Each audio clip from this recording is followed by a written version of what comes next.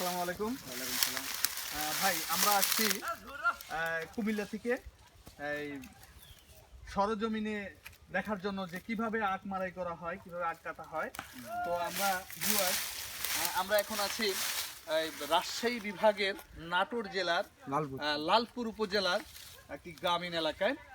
সেখানে আমি আপনাকে একটু প্রশ্ন করতেছি, বলেন।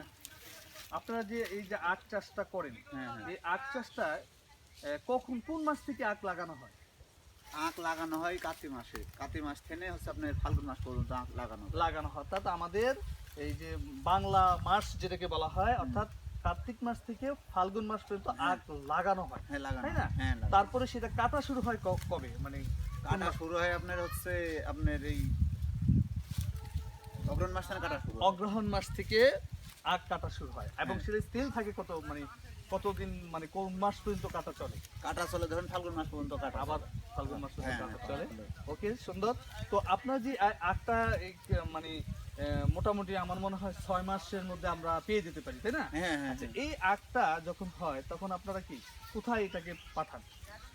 ধরুন কলকাতার মলা হয়, আবার গোপালপুর সুগার মেলে আছে অর্থাৎ ওখানে আমরা জানি ভিউয়ার্স যে Gopalpur North Bengal sugar mill, হ্যাঁ। সেটা হচ্ছে বাংলাদেশের অন্যতম একটা চিনির কল। হ্যাঁ, হ্যাঁ, সেখানে এখানকার আখ, বেশিরভাগ আখই হ্যাঁ। আমরা এই সেই সেখানে sugar মাড়াই mill করা পাঠানো, হয়। হ্যাঁ, মাড়াই এবং করা। সেখান থেকে চিনি উৎপাদন করা হয়, যেটা আমাদের দেশের চাহিদা মেটানোর পরও বাহিরেও আমাদের চিনি রপ্তানি করা হয়, যতটুকু করা আমরা হয়। জানি, নাকি? হ্যাঁ হ্যাঁ। আচ্ছা ভাই, ওটার পরে আপনার যে একটা মানে যেটা দেশে আমরা মারাই করি, আপনারা হ্যাঁ, এই দেশে যেটা মারাই করেন এটা কিভাবে করেন আপনারা?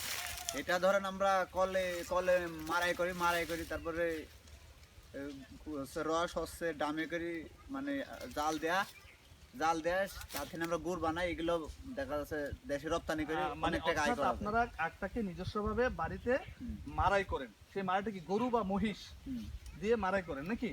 মারাই করার পরে সেই রসটা সংগ্রহ করে আপনার হ্যাঁ, সেটাকে জাল দেন, হ্যাঁ। মানে আগুনে পুরান, হ্যাঁ। পুরার সেখান থেকে গুড় তৈরি করেন, হ্যাঁ। করে সেটাও দেশের চাহিদা মিটিয়ে আপনার হ্যাঁ। বাইরে আমরা রপ্তানি করতে পারি, হ্যাঁ, নাকি? হ্যাঁ। ওকে, সুন্দর একটা প্রক্রিয়া এবং এটা আমাদের জন্য খুবই একটা ফলপ্রসূ, তাই না ভিউয়ার্স? অর্থাৎ আমরা এই যে আমাদের দেশের যে মিষ্টি জাতীয় যে চাহিদা, অর্থাৎ বিশেষ করে আমাদের আমরা যে পিঠা পাই সেগুলো আমরা খাই, বা গুড় থেকে যে আমরা যে জিনিসগুলো তৈরি করা হয়, সেই বৃহৎ গুড়ের উৎপাদন প্রোডাক্টিভটা আসলে বিশেষ করে আমাদের এই উত্তরাঞ্চল থেকে হয়। সেই জন্যই আমরা আজকে আমাদের এই এক চাষি ভাইয়ের সাথে আলাপ করলাম। সে দৃষ্টিকোণ থেকে আমরা জানতে পারলাম যে এই 6 মাসের তারা আখ 6 মাসে আখ হয়, মানে এটা বৃদ্ধি হয় এবং 6 মাসে তারা এই আখটা কাটে এবং সেটা বৃহৎ নর্থ বেঙ্গল সুগার মেলে সেখানে আখ প্রেরণ করা হয়, সেখান থেকে চিনি উৎপাদন করা হয়। এবং আমি তো আরেকটা জানি কৃষক ভাই, যে এই আখ যে আমরা মানে মেলে দিই, সেখান থেকে আখের যে এই যে সোপা হ্যাঁ। যেটা থাকে, সেটা থেকে তো আমরা জানি যে কাগজ তৈরি করা হয়, তাই না? হ্যাঁ, কাগজ তৈরি হয়, হার্ডবোর্ড তৈরি হয়। হার্ডবোর্ড, কাগজ, আরো অনেক কিছু তৈরি হ্যাঁ, হয় আরো অনেক এবং কিছু এই তৈরি করা কাগজও কিন্তু আমাদের শিক্ষা ক্ষেত্রে একটা বিশাল ভূমিকা পালন করে। হ্যাঁ, তো করে so, তো।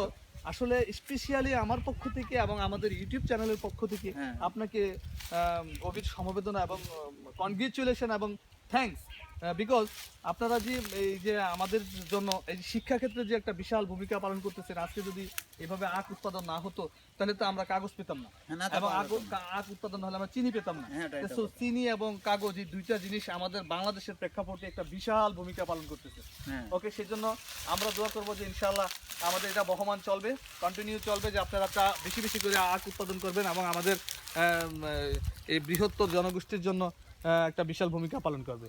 ওকে, থ্যাংক ইউ ভিউয়ার্স।